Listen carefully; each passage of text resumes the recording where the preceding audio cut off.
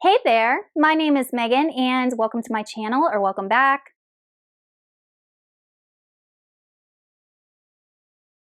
Today I'm going to be discussing all of the fantasy trilogies that I have read from start to finish and letting you guys know if I think that they're worth reading. When I was curating this list, I made sure to keep these trilogies to adult fantasy only, and then they do not include any romantasy series either. As always, if I have reviews for any of these books or any of these trilogies, I will link them up in the cards as well as in the description box below if you guys are interested in hearing more of my thoughts about these particular books.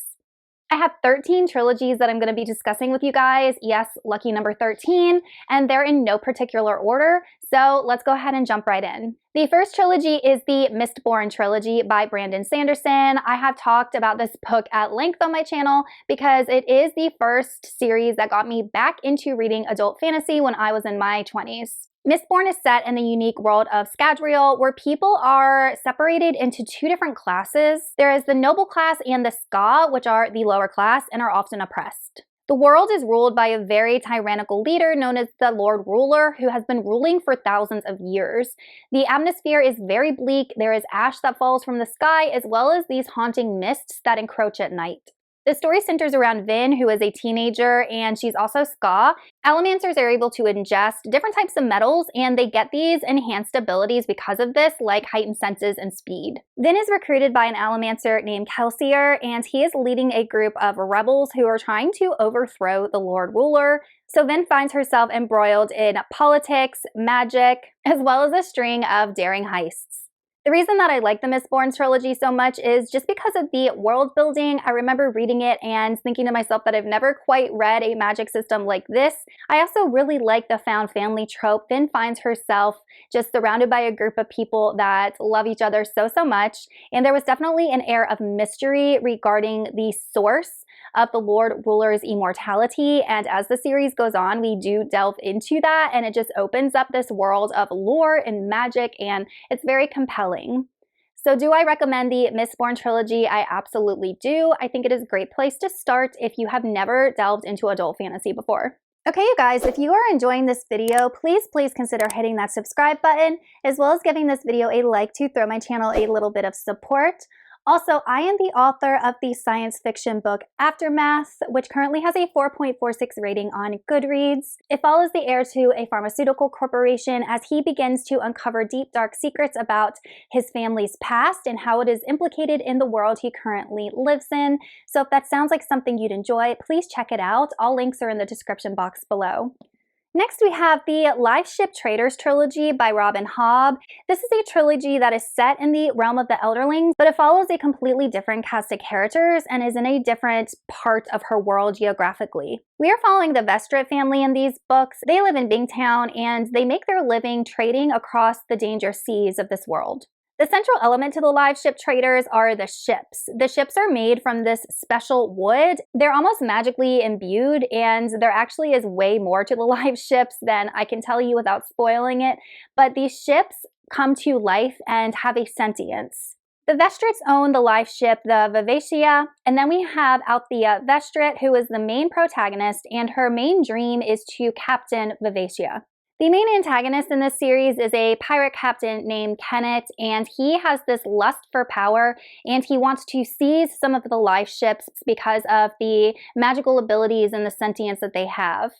Do I recommend the Liveship Traders? I started off with reading the Farseer trilogy by Robin Hobb before I delved into the Liveship Traders. I think it would benefit the reader to read at least the Farseer trilogy before delving into Liveship Traders, because there are things referenced that would just add context to the series. Can it be read as its own trilogy? I think that it could, but I think that the reading experience would just be enriched if it was read in conjunction with the other books in Robin Hobb's series. Next, we have the Ravensmark trilogy by Ed McDonald. This is a grimdark type story that follows a bounty hunter named Ryhalt Gauhero. And what we learn in this world is that there was a war between sorcerers that exist in this world and this higher enemy known as the Deep Kings. And the sorcerers are constantly trying to keep the Deep Kings at bay. And there was this weapon that was created to combat the Deep Kings, and it uses this type of light magic in order to power it. Ryholt Galhero is bound to one of these sorcerers and does his bidding for him, and he is captain of the Black Wings, which are kind of like this mercenary group. We are following Ryholt through all three of these books as he is trying to piece together what's broken in this world. There is a lot of different factions, different political factions that are fighting. He doesn't know if he can trust the sorcerer that he works for. He starts to learn that a lot of people have been lying to him about the state of the weapon that keeps the Deep Kings at bay. And then in order to fix everything and bring everything back together, Ryholt has to be very self-sacrificial, and we do see the sacrifices he makes, especially in book 3, in order to essentially save the world. So do I recommend the Ravensmark trilogy? Absolutely. I think that this series is highly underrated. It is a first-person narrative, which is a little different in fantasy. Normally, it's third-person point of view. I would say this series focuses more on Ryholt's journey than it does like the world building and the magic, but everything that the author does include is still really interesting and really well done. Next, we have the Powder Mage trilogy by Brian Mclellan. In this world, gunpowder is not just a tool of war, it can also be ingested by powder mages, and these powder mages receive enhanced abilities because of this. The beginning of this book follows Field Marshal Thomas, and he stages a coup to overthrow the long-standing reigning monarchy of this world of Edro. Field Marshal Thomas is a powder mage, and his coup actually sparks a civil war in this country. Field Marshal Thomas, as well as some other characters involved with him, like a detective named Adamant and his estranged son, Taniel Two-Shot, now must deal with the consequences of their actions as they try to bring together this now fractured world. And then we have some other antagonists that are thrown into the mix as the story progresses. Within Edro, as well as beyond its walls, an ancient dark magic begins to rise up, and these characters also have to call on the help of these ancient gods that may or may not be what they expected. So do I recommend the Powder Mage trilogy? I do. I think it is a fun book. I feel like if you like flintlock fantasy, this would work for you. It is heavily focused on military, in my opinion, so if that's a turnoff for you, you might want to steer clear of this series. If you are someone that enjoys Sanderson, I feel like you would enjoy this because Brian Mclellan's writing, in my opinion, is very accessible like Sanderson's, and you also have that similar magic system of ingesting something in order to get magical abilities. I think it's worth your time. Then we have the Broken Empire trilogy by Mark Lawrence. This is a grimdark story, and it follows Jorg Ancrath, who, when he was about 12 years old, witnessed the murder of his mother and his brother, and he fled and ended up gathering together this group of misfits and criminals and creating his own type warband, and they travel through this decimated post-apocalyptic land, enacting violence on others. Jorg has tunnel vision. He is set on revenge for the people that murdered his family, and he is also set to get his kingdom back. So do I recommend the Broken Empire trilogy? I personally liked it. However, I have read a lot of reviews on this book and listened to some people that don't really like it because it is a dark book, and Jorg is definitely not a good character. He is very morally gray. He does a lot of questionable stuff. His warband is violent, like I said. There is necromancy in this book, or necromantic type things, so if that is something that you don't like, steer clear of this. And then there is a type of twist at the end with regards to the world that these characters inhabit. And I don't want to say anything because it's kind of a spoiler, but I've also talked to some people that do not like that specific type of trope. I would say definitely try this book if you're someone that likes grimdark, or if you've read Mark Lawrence in the past. But if you are someone that does not like that bleak type of hopeless feeling in a book, as well as a morally gray character, then this series might not be for you. Then we have the Gilded Cage trilogy by Vic James. This is a dystopian fantasy that is set in modern-day England. However, in this world, there are two classes of people. There are commoners, and then there are the aristocrats who have these magical abilities. And the dystopian part of this book comes in because the commoners are forced or required to serve the equals, the aristocrats, for 10 years of their life. And it doesn't matter when you do this 10 years of service, but it has to be consecutive. They're following a family that decides to do their 10 years of service all at one time, and they decide to stay together. So all of them opt to serve this really, really influential, wealthy, aristocratic family. All of them end up getting the job except for the son, who is sent to work in a factory. We're following a couple of different characters from both sides. So Abby is one of the girls that is sent to serve the Jardines, this really, really infamous family, and she kind of gets involved with some of the family members and starts to learn some secrets about their world. And then we are following Luke, who is the brother that is now working at this factory and essentially enslaved, and he learns that there is a rebellion forming of people who are going to try to overthrow the equals, the aristocrats. So do I recommend the Gilded Cage trilogy? I thought it was a decent trilogy. I can't think of another adult fantasy series that combines dystopian with fantasy. I will say that the magic in this world isn't very, very concrete, whereas Sanderson has a very, very defined magic system. It's definitely not the case in this series. The series focuses way more on the social aspects and the character arcs and the political inclinations and the overthrow of the aristocrats than it does on the magic. But like I said, I personally enjoyed it, and if it sounds like something that you'd like, give it a go. Next, we have the Night Angel trilogy by Brent Weeks, and this was my first foray into Brent Weeks as an author. We are following a main character named Kyler who grew up basically in the impoverished, violent slums of this world. He is eventually apprenticed to an assassin named Durzo Blint and takes on the art of assassination. But as the story progresses, Kyler begins to yearn for a more peaceful life. He ends up getting caught up in the world of assassins, a political intrigue, and a magical threat that overarches the entire plot. So would I recommend the Night Angel trilogy? I personally did not enjoy this trilogy very much. I did not like the way that the characters were written. I just found them a bit cardboardy, and especially the way the female characters were written, because they were either prostitutes or goody two-shoes. Like, there is no woman that was like an in-between. They were either one or the other. And I also found the writing style to be a bit confusing at times, especially the scenes that involved magic. I remember having to reread a couple of scenes in order to try and understand what was happening. By the end of the third book, I was over it and I just wanted to finish. And I remember just not liking the series very much.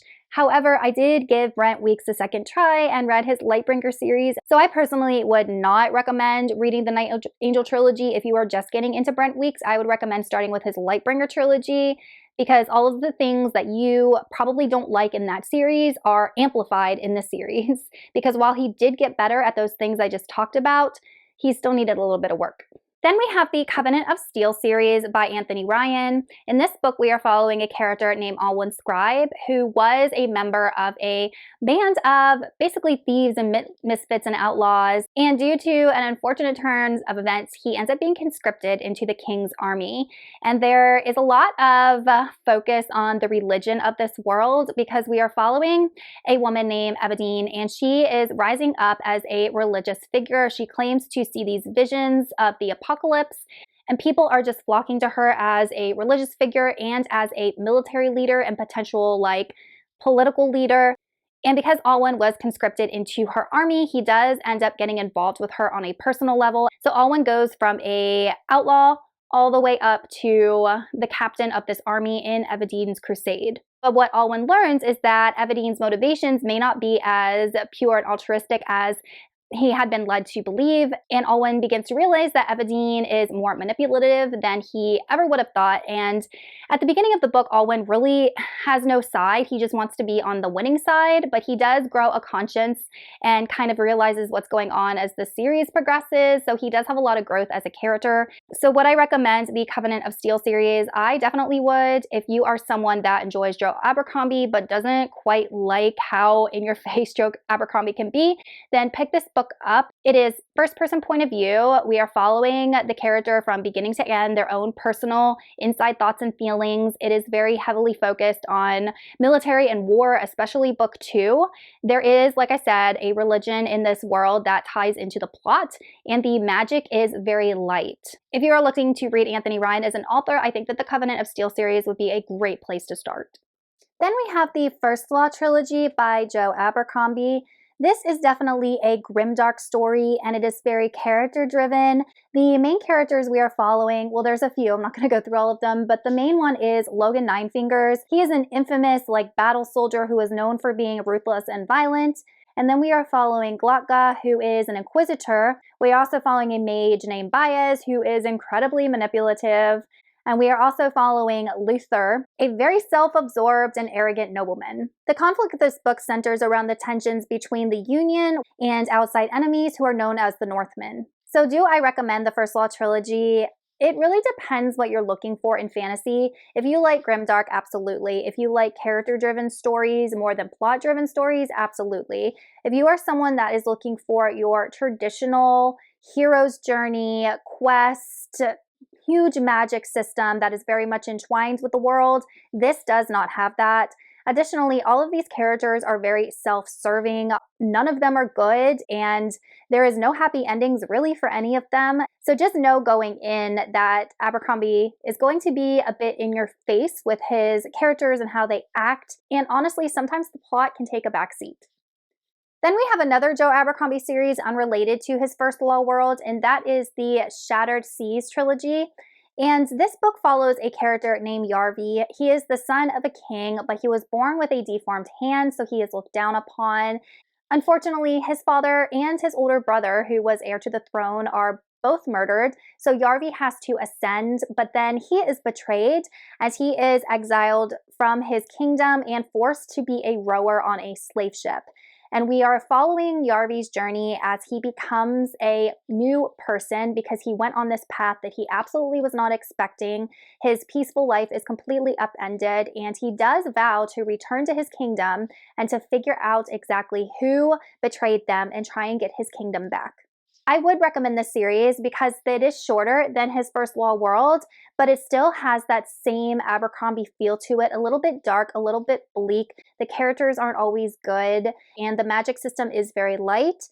And I will say that this book is not as in your face as the First Law trilogy. The characters aren't as ruthless, as violent. There's not hardly any cussing in this book, which is why I've heard people say this is a YA series, but at the bookstore, at least my bookstore and my library and on Goodreads, it's not categorized as a YA book, and I absolutely don't think that it needs to be. It can be enjoyed by adults and teens because it is a bit tamer than his other books. What I really enjoyed about this series was the seafaringness, because we do have these characters that, because Yarvi is a rower and the way that they have to travel between the different lands is by sea. So if you are someone that enjoys ships and seafaring, definitely there is that. And then we have a group of misfits that have to come together to help complete an end goal. Another unique thing about this series that some people may or may not like is that each book follows a different character's point of view. So in this one, we are following Yarvi's point of view, but if you are someone that does not like that shift in point of view, then this might not be for you, but I enjoyed it and I do recommend it. Next, we have the Risen Kingdoms trilogy by Curtis Craddock. The world of this series is really unique, and it's one of my favorite things about it, but people live on these floating continents in the sky, and to get from place to place, people take airships. We are following our main character named Isabel, and she is a princess, but she does not have a good relationship with her father. She is about to be married off to the son of a king in a land that is not her own, and this land is very unstable and about to go into civil war. Isabel, unfortunately, was born without any type of sorceress ability, and she also is born with a deformed hand. But Isabel is incredibly smart and excels at mathematics and analytics, and in this world, women are not allowed to do those types of things, so she publishes all of her research under a male name. Unfortunately, there's a sorcerer assassin that does not want to see Isabel married to this prince of this other country. With the help of Jean-Claude, Isabel's musketeer, and who is also like a father figure to her, she has to delve into a world of politics, intrigue, and forbidden magic in order to discover who is after her and wants to see her dead. Would I recommend the Risen Kingdoms trilogy? Absolutely. I absolutely loved this series. I loved all of the characters. The magic in the world was incredibly unique. There are several different types of magics in this book, and then Isabel was just a really, really strong, good, well-rounded character. And then we have Jean-Claude, who is, like I said, a father figure, and he's getting older, and he provides a bit of comedic relief to the book. I feel like this is an underrated series, and I would suggest giving it a try. Next, we have the Founders Trilogy by Robert Jackson Bennett. In this world, we are following a main character named Sansia. She lives in a city called Tavon, and she is a thief. There are basically two classes of people. There are the wealthy aristocrats, and then there are the people who essentially live in the slums. Sansia is such a good thief because she has this ability, and this is tied into the magic system of this world. In this world, the magic and technology coexist. There are people called scribers who are able to write down these codes on objects, and objects follow these codes and essentially defy their reality. Sansia ends up getting hired to steal this ancient magical artifact, and what she learns is this artifact is incredibly important and unlocks the understanding of scribing, unlocks access to the gods of this world, and will, if used incorrectly, bring about utter destruction onto Vaughn and the world as they know it.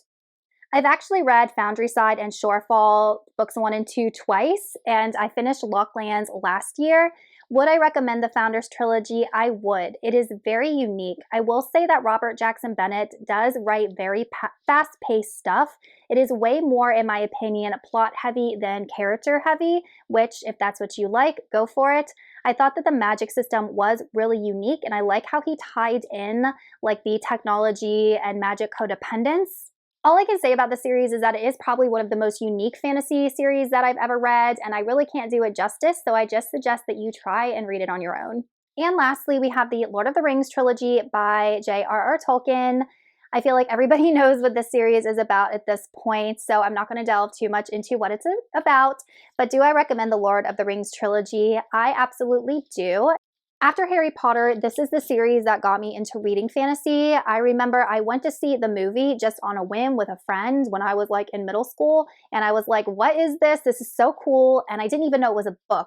So I bought the book series after I saw the first movie and read them back to back and just fell in love with the series and the world. Tolkien is such a master at world building. In fact, I did a whole video on some of my favorite fantasy worlds, and this world was definitely included in that. The magic isn't overbearing. We have lovable, endearing characters, and this book encompasses a lot of good, wholesome themes and has an impeccable character arc for our protagonists. If you are a fantasy fan but have not, for whatever reason, read the Lord of the Rings trilogy, I highly recommend it. All right, you guys, those are 13 fantasy trilogies that I have read. I hope you enjoyed this video.